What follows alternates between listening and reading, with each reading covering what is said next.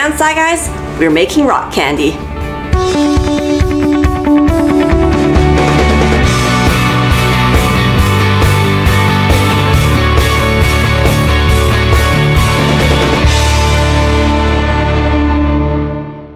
Welcome to Sci Guys. I'm Ryan. And I'm Teresa, and today we're making rock candy. Let's rock out. Different kind of rock, but that's okay. This episode is a viewer-recommended episode. Thank you to these viewers for the suggestion. Rock candy is made from crystallized sugar. Crystallization is the process of forming a solid crystalline precipitate from a solution or melted substance. The equipment and ingredients you're going to need for this episode includes a whole lot of sugar, a pot, a tall glass, a clip or clothespin wide enough to cover the top of the glass, wood skewers or popsicle sticks, and optionally, flavoring. The safety equipment you're going to need for this experiment include goggles, thermal gloves, and an apron or lab coat to protect from spills and splashes. Also, because the sugar solution is extremely hot, adult supervision is required. The first step in our experiment is to make a sugar solution to put on the stove. Add 1 cup of water to your pot. Then 3 cups of sugar. Mix them all together until they're thoroughly mixed. Next, take one of your skewers and dip it in some water, and then roll it in sugar. This will create the seed crystals for a rock candy. Once it's coated, set it aside until it's dry. While you wait for your sticks to dry, place the pot that contains the solution onto the stove and turn the stove up to high. Continue to stir your solution as it warms up. Once your solution begins to boil, stir it rapidly until all the sugar has been mixed into the solution. Once all your sugar is mixed in, this is a great time to add any flavoring or coloring. Once you're done mixing in all your sugar, colors, and flavors, remove it from the burner. The next step in our experiment is take your boiling solution and pour it into the glass in which you're going to grow your crystals. Let the solution cool for 10 minutes, and then place the sugar-coated stick into the middle of the glass and hold it in place with the clip. Leave your solution in a warm, dry place to cool. As it cools, crystals will begin to grow on the stick. The process of growing these crystals can take a couple of days up to a couple of weeks. Check your crystals daily and make sure that the crystals growing on the stick don't come in contact with any crystals growing on the sides or bottom of the glass. If you notice they're growing close together, reposition the stick so it's further away from other crystals. Once your crystals are done growing, use a knife to crack the top shell of your solution. Gently remove your crystals from the solution and hang them in a new glass using the clip to hold it in place to drip and dry. Once your crystals have finished dripping and drying, you'll have a delicious, crystalline, sugary snack. During the filming of this episode, we tried using Kool-Aid for flavoring and coloring. We had limited success and the crystals grew quite small. We think the sucralose and other additives inhibited the growth of the crystals on the sticks. When we repeated this experiment using food coloring and liquid flavoring extracts, we had greater success in growing larger crystals. To get a lighter color, we used 10 to 15 drops of food coloring, and for the darker color, we used around 50 to 60 drops. Let's look at this experiment a little closer. All liquids have a set solubility to a specific substance at room temperature. Some liquids have high solubilities, while others have low solubilities. Solubility refers to the amount of a substance, called the solute, that can be dissolved into a liquid, known as the solvent. In most cases, as the temperature of a liquid solvent increases, the solubility also increases. The water in our experiment starts off at room temperature, and at room temperature, the solubility of the water isn't high enough to dissolve all the sugar that we added into the pot. When we place the pot on the stovetop, the heating element raises the temperature of the water. As the temperature of the water increases, so does its solubility, and eventually, once the water's at boiling temperature, around 100 degrees Celsius, the water's solubility is high enough that we're able to dissolve all the sugar into the water. Since we're able to dissolve much more sugar into the water than what can normally be dissolved at room temperature, we're creating a supersaturated solution. Supersaturated solutions are solutions that have a higher amount of solute dissolved into them than can be dissolved under normal conditions. When we leave our solution to cool with the sugar-coated stick in our solution, the temperature of the solution slowly drops back to room temperature. As the temperature drops, the maximum solubility of the water drops as well. This causes our solution to release sugar molecules and these molecules form a solid crystalline precipitate. As our solution gets cooler and cooler, it releases more and more sugar molecules. The thing about sugar molecules is that they would prefer to attach to an existing sugar molecule or crystal formation rather than start a new crystal formation. This is where the sugar-coated wood stick comes into play. The sugar on the wood stick attracts the sugar being released from our solution, and they attach together, causing the crystals to grow larger. The sugar on the stick is known as seed crystals. The crystals on our stick will grow larger and larger as more and more sugar is released from the solution. This process is known as crystallization. The shape of the crystals is specific to the substance. Different substances, like alum or salt, will create crystal formations of different shapes. To learn about the crystallization of alum and what shape it grows into, watch our earlier video on growing alum crystals. That's it for Rock Candy. Thanks for watching. And if you enjoyed this episode, help support our next video by becoming a patron on Patreon. The link is down below. And subscribe for future episodes. And if there are any suggestions for future episodes you'd like to see, comment below. Remember to like us on Facebook and follow us on Twitter. And if you have any questions related to this episode, or about science in general, let us know in the comments below, or message us on Facebook, and we'll try to help you out as best possible. Thanks for watching. Bye! Bye! That rock was really tasty, but it needed a little music. Here at Sci Guys, we're always curious how experiments turn out. So if you do these experiments at home, share a video or photo of them with us on our Facebook or Google Plus page. But remember to always ask your parents' permission before you share any photos or videos.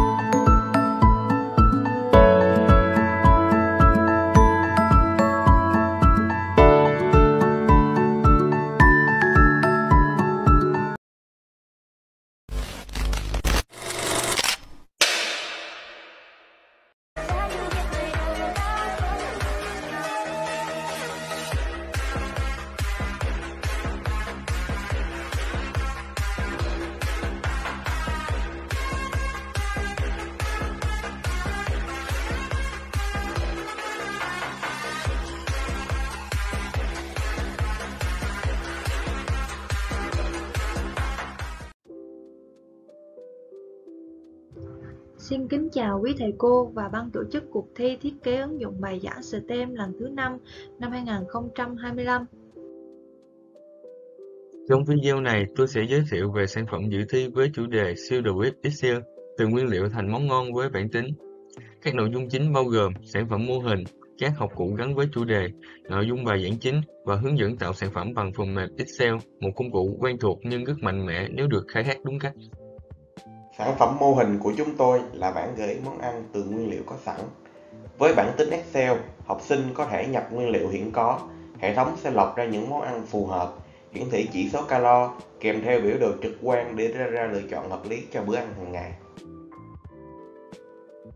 Học cụ gắn với chủ đề để hỗ trợ học sinh thực hành, chúng tôi đã chuẩn bị các học cụ gần gũi như giấy, bút, máy tính và một số dụng cụ khác. Bài học bắt đầu bằng tình huống thực tế. Ở nhà chỉ còn vài món trong tủ lạnh, làm sao biết có thể nấu món gì? Từ đó học sinh được dẫn dắt đến việc tìm hiểu kiến thức về dinh dưỡng cơ bản và nhắc lại các kiến thức Excel đã học như hàm if, and, sum, checkbox, biểu đồ để chuẩn bị cho phần thực hành. Không chỉ là một bài giảng truyền thống, thầy nói trò nghe, chúng tôi đã thiết kế chủ đề dưới dạng một trò chơi để đi tìm nguyên liệu tạo ra một món ăn đặc biệt. Kèm theo đó là phối hợp các kỹ thuật dạy học tích cực như mảnh ghép và dạy học chạy chạm. Điều này làm không khí lớp học không bị nhàm chán và sẽ khiến cho học sinh cảm thấy hứng thú hơn. Sau khi học sinh đã nắm vững kiến thức, giáo viên hướng dẫn học sinh hoàn thiện sản phẩm, quan sát, hỗ trợ khi cần thiết. Cuối buổi, học sinh trình bày sản phẩm, nhận xét lẫn nhau, chỉnh sửa và đề xuất những cải tiến, qua đó rèn luyện tư duy phản biện và kỹ năng giao tiếp. Học sinh được hướng dẫn từng bước cụ thể để tạo sản phẩm, nhập nguyên liệu vào bảng, tạo checkbox để lựa chọn món ăn, dùng hàm if và and để kiểm tra điều kiện đủ nguyên liệu. Tiếp theo, ta sẽ tạo thêm một cột để hiển thị lượng calo nếu như mà ô nấu của món ăn đó được tích vào. Công thức thì có thể tham khảo trên màn hình. Ta sẽ tạo thêm một ô tổng calo có giá trị là tổng calo của những món ăn đã được tích vào ô nấu. Để lượng calo được hiển thị trực quan hơn, ta có thể sử dụng tính năng tạo biểu đồ trong thẻ Insert của Excel. Và để dễ dàng hơn trong quá trình sử dụng, người dùng có thể tạo ra một cái chú thích ghi lên công thức của món ăn để giúp chúng ta quyết định dễ dàng hơn.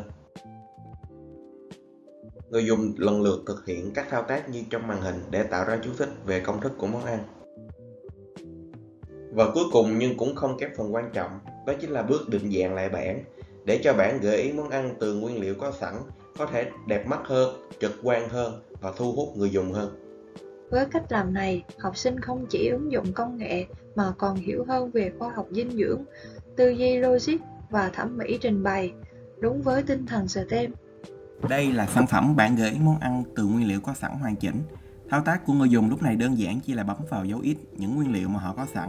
Ví dụ như là ba rọi, sườn, bí đỏ, ớt chuông, tỏi, hành lá, nước mắm, muối, đường và tiêu.